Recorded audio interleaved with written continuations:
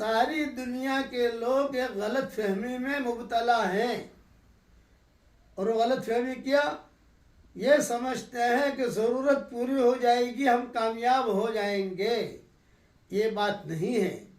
ضرورت کا پورا ہونا یہ کامیابی کی نشانی نہیں ہے، بلکہ حکم کا پورا ہونا یہ کامیابی کی نشانی ہے۔ اس لیے آدمی دیکھے کہ اللہ کا حکم پورا ہو رہا ہے کہ نہیں ہو رہا۔ ایک اللہ کا حکم کا پورا کر دینا، ساتوں آسمان اور زمین اور اس کے خزانے ہاتھ میں آ جائیں، اس سے زیادہ قیمتی ہے۔